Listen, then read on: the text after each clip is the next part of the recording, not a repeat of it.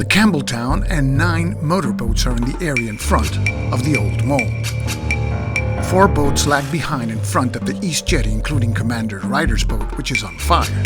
And 4 more boats, 2 of them set ablaze, remain further back. The time is 01:34 hours. In the raid on St. Nazaire.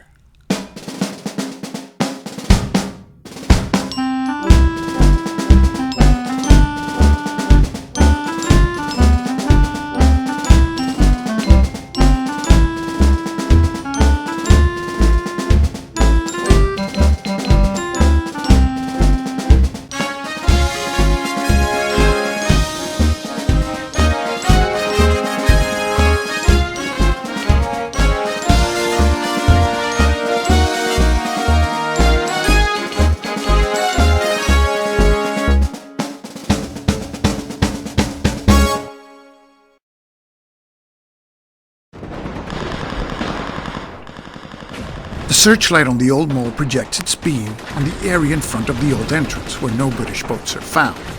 The searchlight on the West Jetty illuminates the Avalon port. Again, no British boats are there. The searchlight in the Old Town manages only to illuminate its own area. The searchlight near the Normandy dock, however, sets its beam in the area in front of the Old Mole, where the bulk of the British flotilla is located. The German harbor defenses hit the Campbelltown. 2 guns are knocked out and some casualties are suffered among the crew. Ryder's flaming boat turns away, but it is hit, losing a gun and suffering some crew casualties.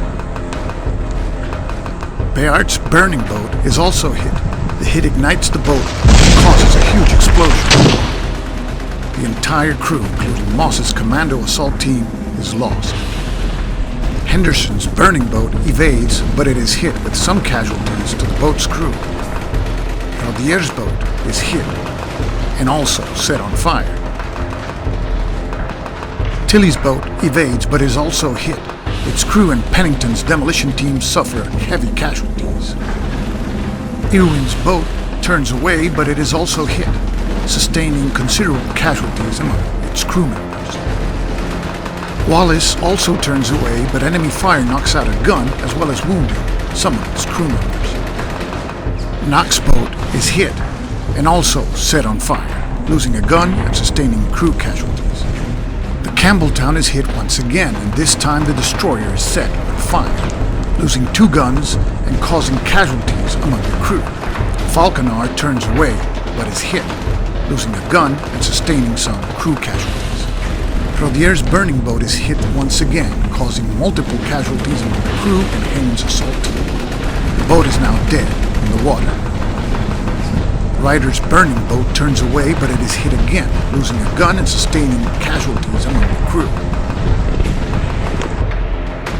Irwin's boat, in the approaches to the port, turns away, but it is hit again.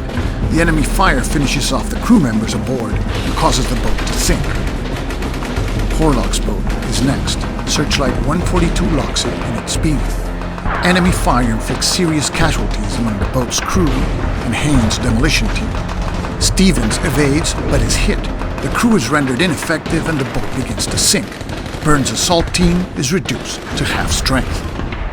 A brief lull allows the flotilla to focus their fire on gun emplacement 344 near the Old Mole. However, the flotilla's fire is ineffective, failing to hit its target. The German dockside defenses fire on the flotilla. In the area in front of the East Jetty, the Germans failed to score a single hit among the 4 boats in the zone. A different story unfolds in front of the Old Mole. Horlock's boat, painfully visible inside the beam of the searchlight, is hit, causing the boat to sink. Wilson's demolition team suffers losses, as well as the boat's crew. Knox's burning boat is hit once again, setting off a huge explosion, killing the boat's crew instantly.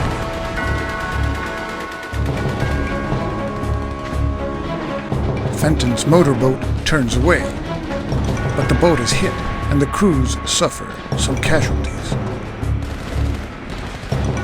Collier's boat evades, but it is hit and its crews take some punishment. Bert's boat is hit. The hit sets the boat on fire. knocking out a gun and causing casualties among the crew members. Falconar's boat, already turning away, is nevertheless hit and set on fire, with some crew loss and the loss of a gun. Fenton turns away, but is hit, and the boat is set on fire, with some crew loss. Bert's flaming boat is hit one more time. A gun is lost, and crew members suffer some casualties. The results of the German dockside fire: one boat blown to pieces, another one sinking, and 3 motorboats set on fire. A tragic change of fortune in a matter of seconds. Platt and Collier close in on the Old Mole to unload their commando teams. Meanwhile, the Campbelltown, together with Tilly and Boyd, approach the area of the old entrance. Boyd approaches the lock gates to make a torpedo attack.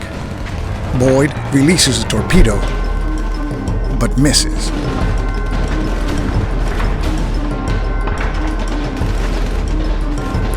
In the area in front of the East Jetty, the only boat capable of moving is Wynn's. In the approach zone, however, none of the boats can make any headway. Rodier's situation is hopeless, so Wynn decides to pick up his crews and commandos. Wynn sails next to the burning boat and rescues Rodier's crew members and 2/3 of Haynes' commandos. The commandos will not be able to continue with the mission. Wynn moves into the Old Mole area between burning and sinking boats. Horlock's boat finally sinks, with the loss of its crew and commandos. The same fate is suffered by Stevens and Irwin's boats. 2 more commando teams are lost. Despite the devastating enemy fire, Platt and Collier managed to unload their commando teams on the Old Mole.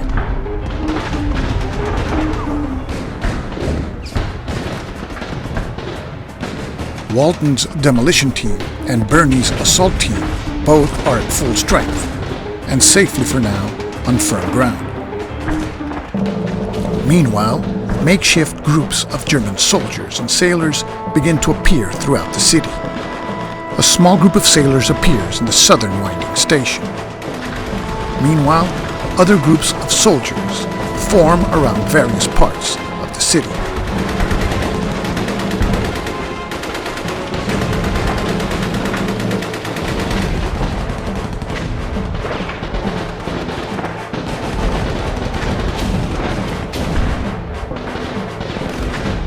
Birney's assault group moves towards gun emplacement 344, while Walton's demolition team moves towards its main target, one of the swing bridges in the St. Nazaire Basin.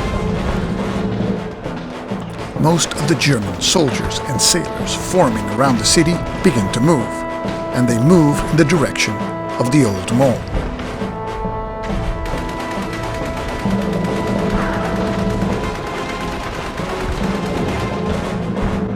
Birney's commandos open fire on the gun emplacement. They hit, but cause no effect. The gun fires back at the commandos, but misses. It is now 01:40 hours. The British have suffered horrific losses to both its crews and commandos. Other soldiers would have broken under such pressure, but these are not ordinary soldiers. These are British commandos.